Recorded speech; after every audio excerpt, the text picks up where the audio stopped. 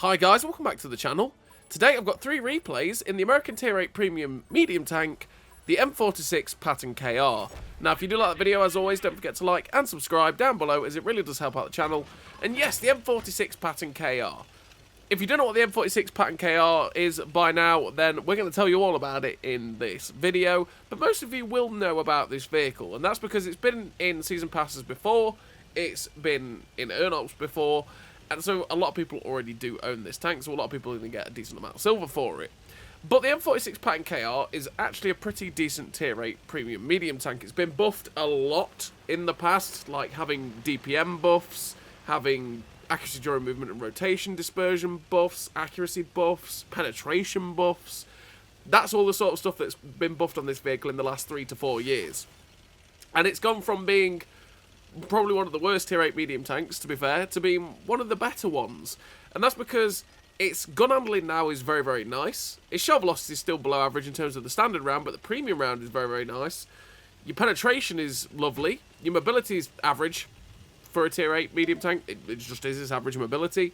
And the armour is okay-ish. And the reason I say okay-ish is because when you go hull down, you can ricochet shots occasionally off the turret, which means you're not pure paper, which is always enough to be like, it's alright. But you don't ever want to go hull down on a ridgeline going, aha, I'm going to bounce everything, because, well, you just won't. But that is a very American Tier 8 medium tanky thing. So the M46 Patton KR, it's got a 48 km/h top speed with a 20 km/h reverse speed. Now 20 km/h reverse speed is very, very good, but the 48 km/h top speed is very, very average. You've got an 18.41 horsepower per ton ratio, which means you will get to that top speed fairly easily, and that means that you're not sluggish to get going.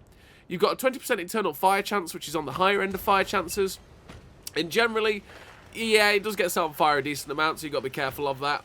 You've got a 40 degree a second hull rotation speed, which is decently quick to turn, which is very nice for the M46 Patton KR. Ground resistances that don't really hold the tank back that much at all. With the build that I run, we've got 288 metres of still concealment, which is very, very nice for an American medium tank, with 297 metres of on-the-move concealment as well, which means it can stay pretty stealthy pretty easily in this vehicle, which is good, especially since you don't have the ton of armour to be able to stand up to a lot of tanks. It's nice to be able to stay unspotted and then use the wicked DPM that this thing has to be able to just shred things in quick time. You've got 499 metres of view range, which is great. Again, mixed in with the good view range, the good camo, that means that you can get some very, very good spotting off without actually getting spotted yourself, which can be great for something like the M46 Patton KR, where you can absolutely shred with DPM like this. You can get to aggressive positions, spot for a bit, and then go, okay, you know what, I'm just going to start firing. And especially if you're using bush cover, it can be quite difficult to spot you sometimes. We've got 43.44 degrees a second on the turret rotation speed, which is faster than the tracks, and the turret rotation speed is pretty quick. 0.78 accuracy during rotation is actually pretty good, especially since we don't use the gun stabilizer, with 1.41 accuracy during movement, which again is at a pretty good level for saying we are not running the gun stabilizer. And you're going to see that in these replays that the aim circle doesn't really bloom out much at all, and for saying that we aren't using the gun stabilizer, yeah, it's pretty great. We've got 2.03 second aim time as well, which means the gun does aim in fairly quickly, which means that even if it does bloom out that wee bit, or the little bit it does bloom out, you're not having to wait for too long to be able to shut down a target. We've got a 4.74 second reload, which is 3038 DPM, which is absolutely fantastic for this Tier 8 Premium Medium tank, and means that you do just shred so quickly. Ooh, that EVRE shot, by the way. Yeah, that's painful. But yeah, you absolutely shred tanks without them blinking, essentially. They go, oh no, where's all my hit points going? They didn't expect you as a Tier 8 medium tank to be able to do what you do to them. And yeah, 3038 DPM is very, very nice. 221 penetration on the standard AP rounds is lovely. That will go through most tanks that you're going to face at Tier 8. And then at Tier 9 and 10, well, you've got 268 penetration on your premium APCR rounds, which will go through most tanks you're going to face, except for the superly heavily armoured vehicles like Type 5 Mouse, etc., stuff like that. But you can still pen them in some of the weaker spots with that premium APCR, which is definitely something that is nice for the M46 Patton KR. We've got 975 metres a second shell velocity on that standard AP round, which is below average because, you know, average shell velocity for a tank in World War II is about 1,000 meters a second, and having that below 1,000 can just be a bit awkward sometimes. It means you've got to give a good amount of lead to hit targets at any sort of distance. And with the premium APCR, you do have 1,219 meters a second shell velocity, which is beautiful. It's very, very nice shell velocity. It means you don't have to give too much lead at all, and it is very, very nice. It makes this gun handling, again, feel absolutely incredible. And with this vehicle having 10 degrees of gun depression, which you'll see me use to full effect in this game, it means you are super duper flexible on a ridgeline, which is also great for the M46 Patton KR. And you've got a 158% silver bonus, which means this tank does actually make pretty good silver as long as you're not having to spam a lot of premium. So what do I run in terms of a crew and equipment to get that sort of statistics on this vehicle? Well, I run Born Leader, Rapid Reload, Sixth Sense, Situational Awareness, Steady Aim, Run and Gun, Camouflage Expertise, Silent Driving, Muffled Shot, the Advanced Loader, the Camouflage Net, and Optics. Optics to be able to get that 499 meters of view range so I can spot for myself really effectively. The Camo Net to get down to 288 meters of still concealment with all 3 camo perks to make the most out of that camo so that when I use good concealment sets of positions, I can stay unspotted for as long as possible, which can be something that is great for a vehicle like this that doesn't have the best armor in the universe. And then the Steady Aim and the Run and Gun to get the accuracy in general down to 0.28 accuracy like we've got. And then the Run and Gun to get the accuracy during movement down to 1.41 so that the aim circle doesn't bloom out too much after we've moved. And as you've seen in this first game, yeah, we ended up finishing with 2.9k damage, but we got absolutely done in by an AVRE. We got put down to a whisker of health very, very quickly, and then got finished off by the Tyran. But we still had a pretty decent game for a tier 8 medium tank in a tier 10 game there, even if it did go pretty badly for us in the end. But yeah, in terms of the crew, like I say, you could end up dropping something like Muffled Shot and run Snapshot instead, and Snapshot will make the accuracy during rotation better, and it will make that aim circle even better as well. But as you can see, even when we're fully moving and stuff, that aim circle isn't that big, and with the 2.03 second aim time, it aims in pretty quickly anyway. It just means you're not always 100% accurate once you're on the move, which naturally means you miss out on the odd shot or two, but generally it's just acceptable. It's acceptable enough to be able to forego that to make something like your camouflage better, because if you don't help the camouflage with the camo net and the crew skills, then the the camouflage isn't the best on this vehicle. So if you help it out, then it can be pretty glorious for you. Unless you get spotted by a Leopard 1 that's in the bush less than 100 meters away from you, then it will spot you because that tank's got very good view range. But we're on the second replay, and this second replay, we are on this map, which is Mali. And Mali, we're doing what we do. We're going to oh, leave me alone, artillery. We're going to D6. D6, why? Because it is such a strong position to take from our spawn, because we can spot the people that cross the A line very, very easily. We can shoot the people in their spawn area very, very easily as well. We can spot them all up, and we can try and have a good time. So there's our nemesis from the last game. It's an AVRE again. And, you know, I've got a little bit of PTSD from the last game where I took a 1,420 odd hit from him. So I would very much like to get another hit into an AVRE. And I don't care that he might not be the same guy driving the AVRE. You pay for the sins of your tank drivers. So we get a shot or two into the T-32 there. The T-32 actually fired a premium round straight through the front of our turret, which, sad, sad time. We're up to 1,703 assistance with 443 damage so far, and we're on less than half health, which, yeah, not ideal, but we're still going to make the most of it if we can. We load the APCR so that we can go through this Moistion's turret if we need it, or even his side, because we bounced off it with 221 pen a second ago, although it wasn't a pretty extreme angle, to be fair. And we managed to get 2 shots into his turret side, and then we went for the cupola shot, but sadly we missed it. But that one, we went to shoot his cupola. We were trying to lead the cupola, and we shot someone blind. Okay, we'll take it. So we get a free shot of damage there on something that was unspotted, and it was a huntsman sat in the bush. We couldn't see the huntsman, but he was there, and he took the shot for his moisture. Thank you, Mr. Huntsman. It's always great that you donated your hit points to us. So we're up to 1,102 damage so far with 1,703 assistance, and we're just trying to keep our eyes on the map, see what's going off. So we see the mouse out in the distance. Again, turning around to see if we can get a shot into the mouse. We can't quite feather it. The Moistion's managed to get on top of the hill. The Huntsman is constantly keeping his eye out on us, so it's something we've got to be careful of. But I'm always thinking about wanting to try and get up and get a shot into the mouse. So we try and pop a blind fire there, and, well, sadly it doesn't work because he died. But our time is now. And that is that there's not really anything else down in their spawn where our guys were. So I decided, okay, I'm going to be aggressive. I'm going to push to this side of the ridge here, because then I can progress the fight. We find the M53-55, we load the HE, and we start pumping the HE into this artillery, which then increases our damage. But we shot at that M53-55 there, and we shot something else blind, which made me go, is that the other artillery? Did I just hit the other artillery blind?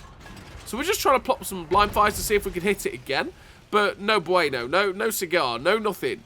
So we're just going to try and poke over the ridgeline to see if we can spot them. We can't really see them. Trying to find a shot at the Huntsman, can't find it. And there's a Panther 2. The M53-55 tries to get a shot into us over that ridge, but fails. Thankfully, we're up to 3.5k assistance because we spotted that Panther 2, 1753 damage, and we're just trying to keep this Huntsman lit up as much as possible as well.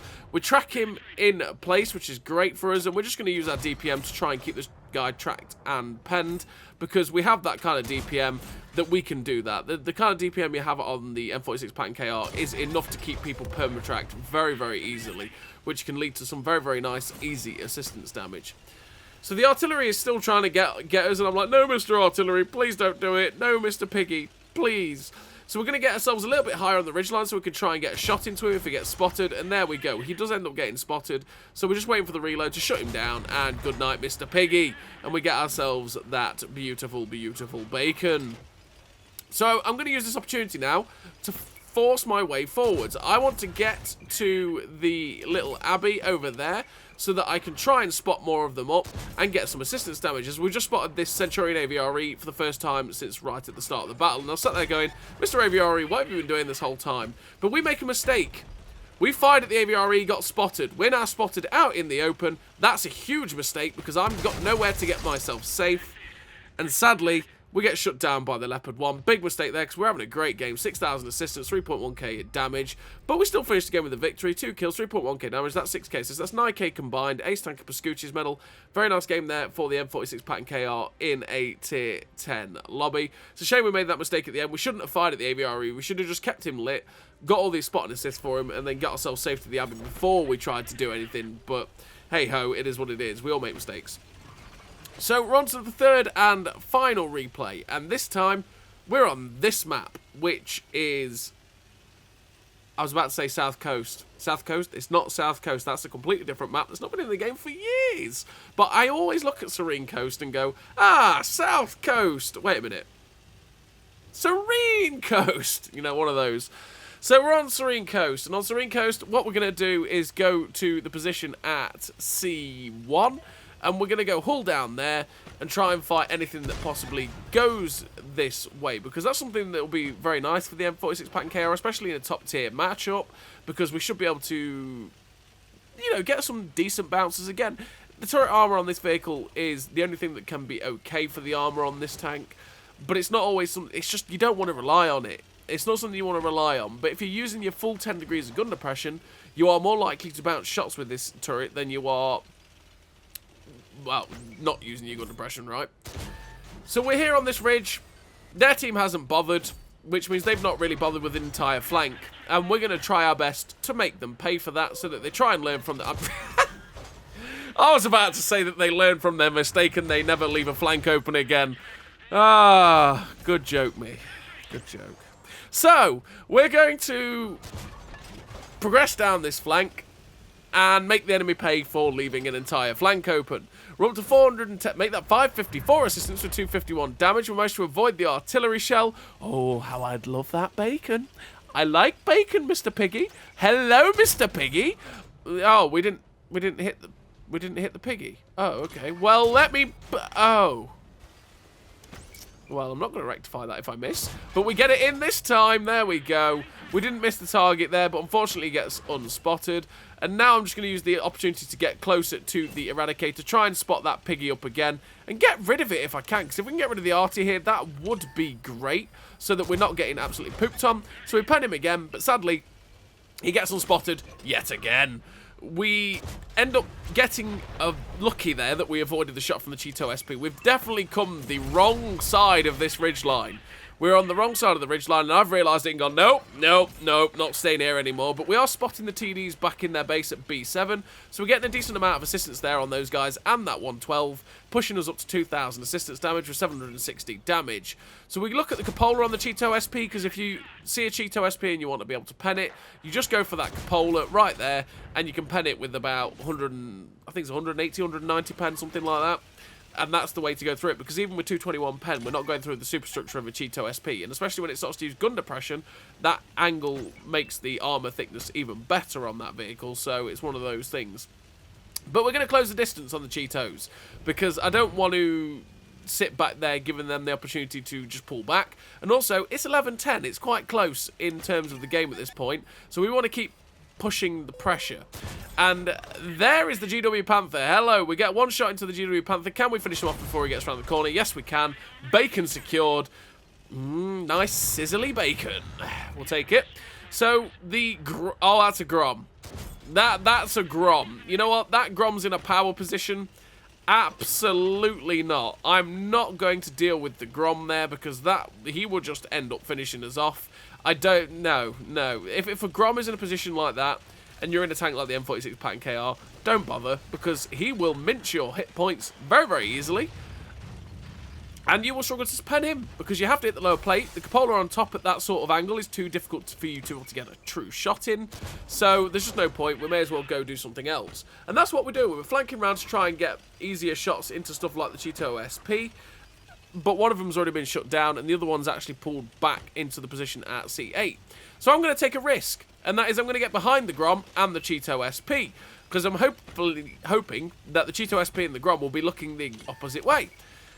But bad luck would have it that the Cheeto SP is actually turning around and going the way that the Grom was, which meant that he managed to turn around and start facing us. He's just facing us, which was the worst thing that could have happened. And now the Grom's coming, and we get so lucky.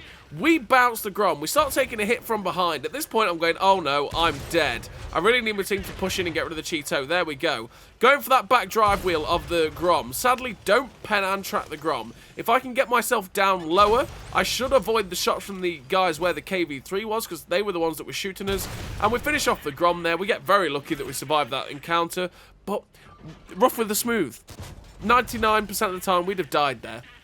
So the 1% of the time that the game lets you survive those, make the most of it. And that's what we're going to do as we shut down the BZ-58 there with a shot across the way. We're on to 3.5k damage to 2.3k assistance damage with the 3 kills. Yeah, we want to go after where this KV-3 and the beach party was, but if we can get an opportunity to shoot the UDES or the Minotaur KV-5, that's what we're going to do. So we've got the APCR loaded to be able to get the shots into the Minotaur and pen that guy, because with 221 AP pen, might be a bit of a struggle. We go for the RBRT into the Minotaur, but really badly timed with the RBRT there, as we actually went into a perfect place where there was a rock to be able to block our shot. We get one shot into the Minotaur, but sadly for me, he ends up getting back behind a rock where we can't actually get any shots into him, and he's been flanked by our team. So we're going to help this Mantis out. We get behind the church here so we can get a shot into the beach party. I thought he might end up finishing us off. We bounce off the front of his turret with 268 pen. I'm shocked by that, but okay, we'll take that. As we finish him off right there to get the kill for our 5th kill of this game. I thought I'd fully... Because the gunmanlet is the weak spot of the beach party, same as it is the Trinity. If you want to pen those things reliably in the turret, you shoot to the left and right of the gun. So I was quite surprised that I actually bounced on that tank. But there we go. There's one tank left on the enemy team. It is the medium tank at F1, who we're really hoping to just get that little bit extra damage. Because, number one, I want my top gun. We all want... When you see 5 kills... It's the same as it is for everything, right? When you see 5 kills, when you see 7 kills, when you see 9 kills, 13 kills? No, it's rare that ever happens. When you see 5 kills, 7 kills, 9 kills, you just go, I just want to get there. I want that kill medal. I want the next one. I want my top gun. I want my Radleys. I want my pools. Especially when you get to a pools medal level. So we really want to get there to get after the medium tank, whatever it is, as fast as possible. Now, he was beelining it up the one line and then probably down the B line. So we're just going to try our best to get into a position to be able to spot him and then get shots into them if they do end up getting spotted, because the natural course of action is for them to go down the 1 line and B line. So it depends how fast they've managed to do that. And there it is. It's a K91 version 2. So we get up on top of the ridgeline to give us some elevation so we get a better chance of shooting it. Go straight for the shot into the side. It flies true. And this is what I'm talking about with not running the gun stabilizer. We get from full chat and we're still basically fully aimed, which is great. We track and pen the guy, put him down to a one shot. And at this point I'm going, oh, he's going to die before I get the top gun. Maybe not. We get the top gun there on that K91 version 2 and finish the game with a really nice total in a game that we should have died so much earlier. But we'll take it. 6 kills, 4.8k damage, 2.7k assistance damage. The ace tanker, the Pascucci's, the top gun, the high caliber for 2.5k base XP. A really great game there for the M46 Patton KR, which we'll take. The M46 Patton KR, it's a pretty good tier 8 premium medium tank. Been buffed God knows how much over the years to get it up to that level, so it's not the piece of poo it used to be. And it's the tank that you can get at level 100 from the season pass for free. So as always, everybody, thank you very much for watching. I'll see you next time.